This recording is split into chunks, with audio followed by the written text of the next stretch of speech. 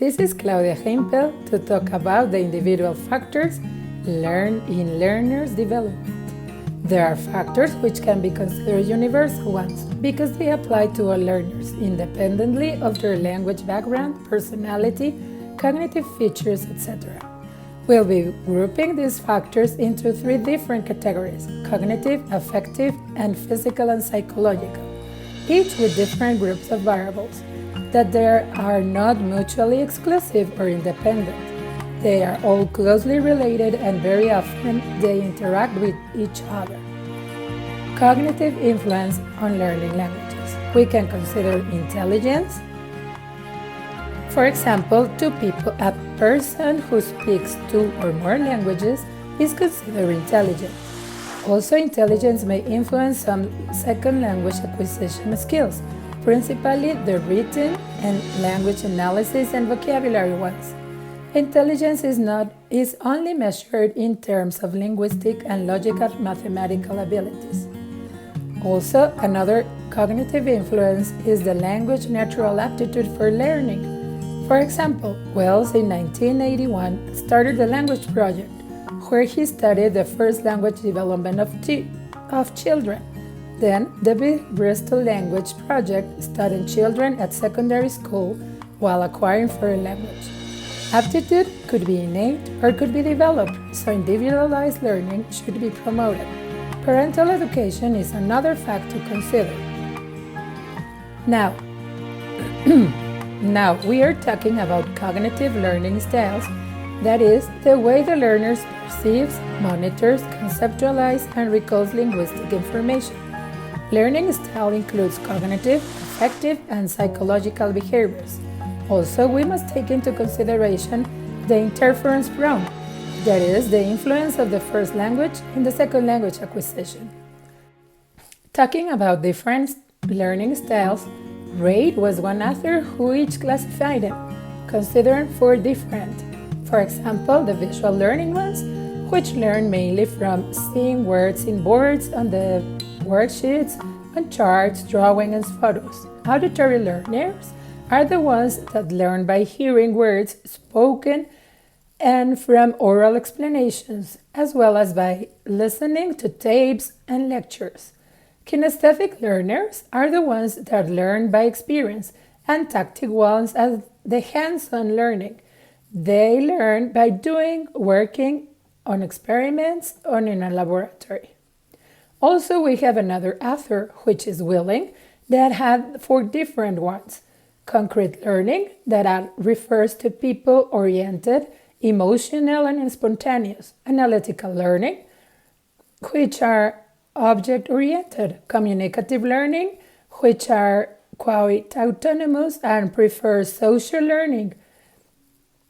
And also the authority-oriented learner, that these students tend to depend on the teacher, does not enjoy discovery learning, and they prefer to be told what to do and how to do it.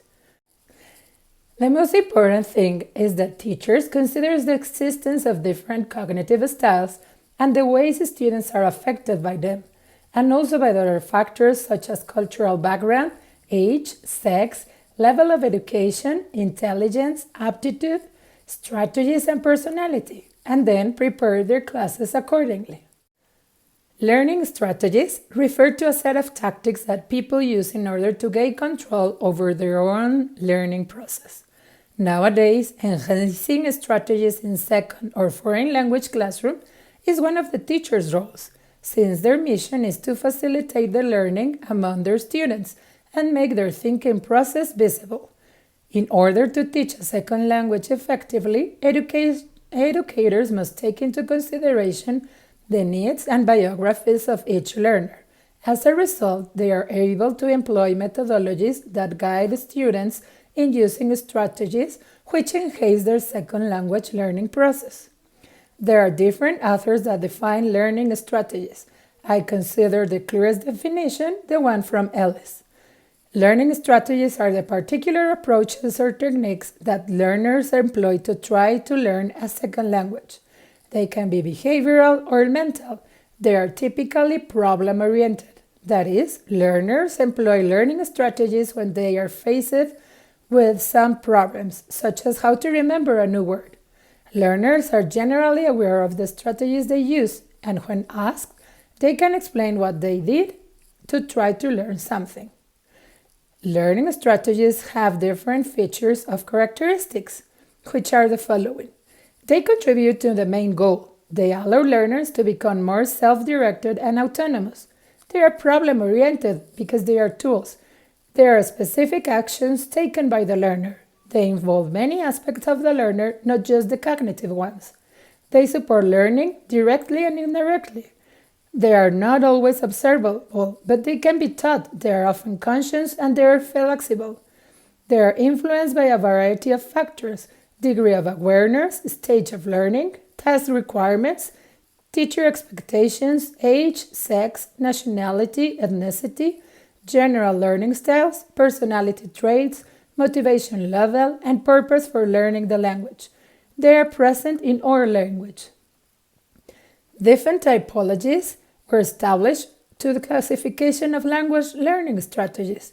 These include the cognitive, memory, compensation, metacognitive, social, affective, and communication strategies. These are not completely independent. On many occasions, learners may make use of different types of strategies simultaneously. In general, a student uses these strategies that interlock, completing and mutually supportive with each other. It is also worth noting that each individual uses every strategy, but some strategies are used more than others. Studies have shown that there are no single strategy that is more effective than the others. Teachers need to consider that different people have different predominant strategies. Knowing this will help teachers plan their lessons to benefit each and every student in language learning. Affective influence on language learning. Affective influence are the emotions and feelings on the learner in the task of second language learning. The most successful language learners will be those who have both talent and a high level of motivation for learning. Ellis, 1985. Attitudes and motivation. It is not possible to think of learning without motivations. There are different psychological theories of motivations, such as the motivation for learning theory, the need achievement theory, the attribution theory. There are also different types of motivation in language learning: intrinsic versus extrinsic, integrative versus instrumental, global, situational, and task motivation. The components of motivation. Gardner, in 1985, explained that effort plus setting and desire to achieve goals plus attitudes are the components of motivation. Effort is defined as the social pressure, great need to achieve, desire to please a teacher or parents, etc. The setting and desire to achieve goals to channel the effort. Attitude. The person inclination which already exists in the individual and is acquired by learning. Individual attitudes can be detected, measured, modified, and taught. Smith, in 1972, told about some factors that influence attitudes, such as family socialization, peer group influence, sources of anxiety, age, sex, interests, aptitude, and intelligence. Socio-educational model of education. The social milieu, developed by Gardner. These consider the individual differences, the social language acquisition contexts, and outcomes. The resultative hypothesis is the relationship between success and motivation. Skegen in 1989 said, "Those learners who do well experience reward and are encouraged to try harder. Learners who do not so well are discouraged by their lack of success, and as a result, lack persistence. Motivation would be a consequence rather than a cause of success." Ellis, in 1997, pointed that successful language learning in some cases may actually lead to demotivation and that social contexts always need to be taken into account. Attitudes and motivation. Classroom perspectives. It's not getting the answers right. It includes a student producing and understanding language, being aware of a certain amount of progress in learning, etc. Teachers need to ensure that the students are aware of their own success and also of their failure. The teacher's responsibility is to motivate. There is no right way for a teacher to motivate the students, although there are theories which take the teachers as facilitators, helpers, and make students responsible of their own motivation. The teacher always has great impact in the success of learning. Motivational differences. Students have different needs according to age. Children have a greater immediate need to be motivated. Adults are more tolerant. There are also differences in the term of motivation.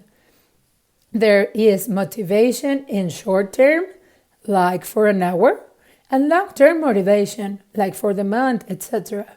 We, as teachers, may maintain our students motivated in both terms. Now let's talk about physical and psychological factors that affect language learning. Physical and psychological factors include age and personality. Age is the most studied factor because it's the easiest one to measure. There is no need for specialized instruments or techniques. The implication of this factor in lesson planning and design of foreign language teaching are easily made. It has been taken for granted that young students learn languages easier than adults. Ellis, in 1985, made a distinction between the root and the rate of second language acquisition. Age does not affect the root, yet rate is affected. Adults and adolescents are better in second language acquisition. However, children are biased to better pronunciation. Krashen, in 1982, said that children are exposed to more comprehensive input than adults. Anxiety. There are different types of anxiety. Trait anxiety is a permanent personality feature. State anxiety is a more temporary and could be defined as that experienced by a student at a particular moment in time as a reaction to a particular situation. Situation-specific anxiety is that aroused by a specific situation context. Students prove the existence of situational language anxiety due to making mistakes, tests, teachers' questions, over self-awareness, lack of self-confidence, etc. A little anxiety is always good for learning and performance.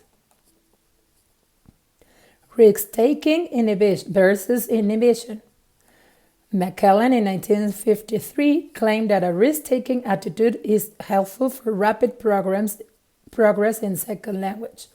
Krashen in 1981 explained that adolescents are more self-conscious and tend to adopt a more passive attitude than younger learners. Giora in 1972 concluded that inhibition had a negative effect on second language pronunciation, and Ellie in 1987 showed that there is an indirect relationship between risk-taking and language learning success. The good language learner. Good language learners were described by Neyman and others in 1978 as follows.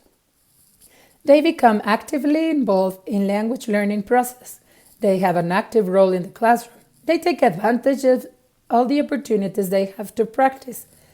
They elaborate an awareness of language, both as formal and as means of communication.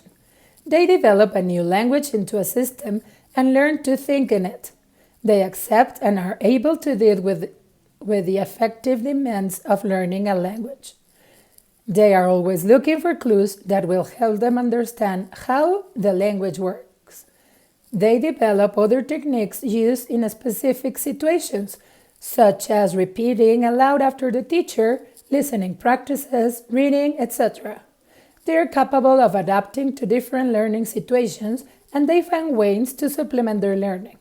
Concluded, my classes have improved a lot because now I consider many different factors about the root and rate of language acquisition. I also have learned the importance of motivating my students. Although it was something natural in my way of giving classes, Now I do it consciously, and I also explain the importance of self-motivation to them. On the other hand, I take into consideration the different learning styles my students have, and I plan my classes accordingly. I have also talked to them about the strategies and characteristics a good learner have, so they can be aware of them and develop the ones they need to use. I also consider my own behavior to motivate my students, and I have reflections to consider if weaknesses or failure, if any of my students, is in any way my responsibility. Thank you.